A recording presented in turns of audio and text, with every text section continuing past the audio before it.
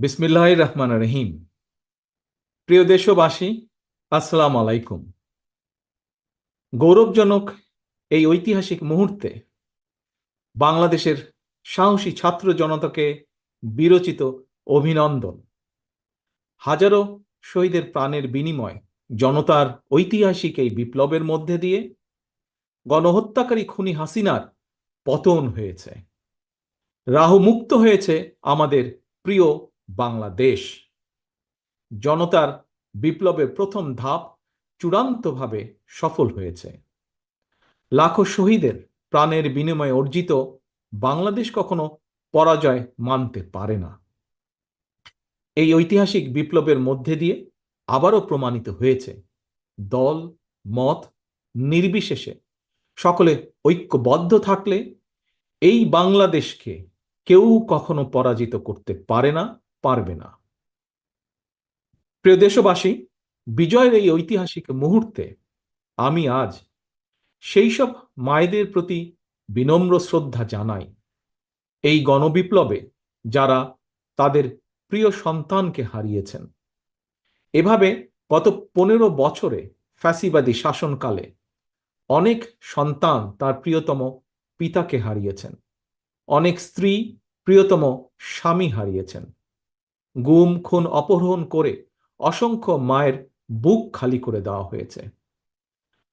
আপনাদের সন্তানের শহীদ মৃত্যু, স্বজনদের ত্যাগ তিতিক্ষায় 2024 সালের 5ই আগস্ট প্রিয় বাংলাদেশ আরেকটি বিজয় দেখেছে।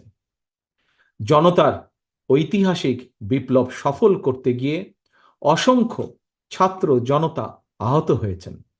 বাসায়, হাসপাতালে কিংবা ক্লিনিকে চিকিৎসাধীন যন্ত্রণাবিদ্ধ সময়ে সমস্ত ভালোবাসা নিয়ে আপনাদের পাশে আজ সারা বাংলাদেশ। খুনি হাসিনার বিরুদ্ধে আন্দোলন করতে গিয়ে অসংখ্য মানুষ মিথ্যে মামলা ও রাজনৈতিক উদ্দেশ্য প্রণোদিত মামলায় গ্রেফতারের শিকার হয়েছেন, কারাগারে নিক্ষিপ্ত হয়েছেন। আমি অবিলম্বে তাদের বিরুদ্ধে দায় করা সকল মামলা প্রত্যাহার এবং তাদের কারামুক্তির দাবি জানাচ্ছি। একই সঙ্গে ছাত্রছাত্রীরা যাতে আবার স্বাভাবিকভাবে হলে, হোস্টেলে, ক্লাসে ফিরতে পারেন এবং পরীক্ষায় অংশ নিতে পারেন, আশা করি সেই পদক্ষেপ দ্রুত গ্রহণ করা হবে।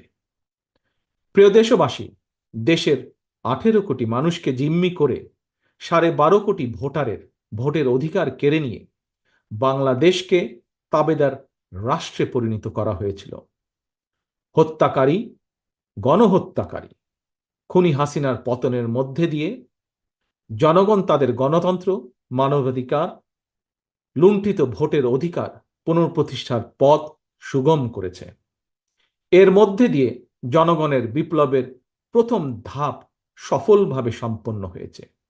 এরপর একটি অবাধ সুষ্ঠু নির্বাচনের মধ্য দিয়ে যেদিন দেশের 12 কোটি ভোটার নিরাপদে নিশ্চিন্তে ভোট দিয়ে জনগণের কাছে জবাবদিহিমূলক সরকার প্রতিষ্ঠা করতে পারবে, রাষ্ট্র, সরকার, শাসন প্রশাসনে মুক্তিযুদ্ধের মূল মন্ত্র সাম্য, মানবিক মর্যাদা প্রতিষ্ঠিত করতে পারবে, সর্বোপরি একটি গণতান্ত্রিক বৈষম্যহীন রাষ্ট্র সমাজ গড়তে পারবে, তখনই জনতার ঐতিহাসিক বিপ্লবের চূড়ান্ত সফলতা আসবে।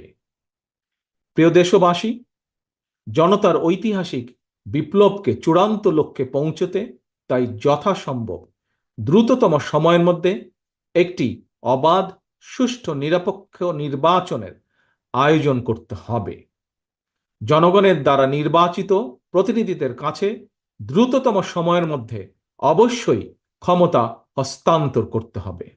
একটি বৈষম্যহীন গণতান্ত্রিক বাংলাদেশ প্রতিষ্ঠার লক্ষ্যে একটি অবাধ, সুষ্ঠু নির্বাচন আয়োজনের জন্য বিএনপি সহ বাংলাদেশের প্রতিটি গণতান্ত্রিক রাজনৈতিক দল সব রকমের সহযোগিতা করবে। প্রিয় দেশবাসী, এবার আমি আপনাদের কাছে একটি বিনীত আহ্বান রাখতে চাই। বিজয়ীর কাছে পরাজিতরা নিরাপদ থাকলে বিজয়ের আনন্দ মহিমান্বিত হয়। সুতরাং বিজয়ের এই আনন্দঘন সময়ে রাহুমুক্তির এই ঐতিহাসিক মুহূর্ত শান্তভাবে উদযাপন করুন। অনুগ্রহ করে কেউ প্রতিশোধ কিংবা প্রতিহিংসা পরায়ণ হবেন না। কেউ নিজের হাতে দয়া করে আইন তুলে নেবেন না। অর্জিত বিজয় যাতে লক্ষ্যচ্যুত না হয় সে ব্যাপারে জনগণকে সতর্ক দৃষ্টি রাখতে হবে।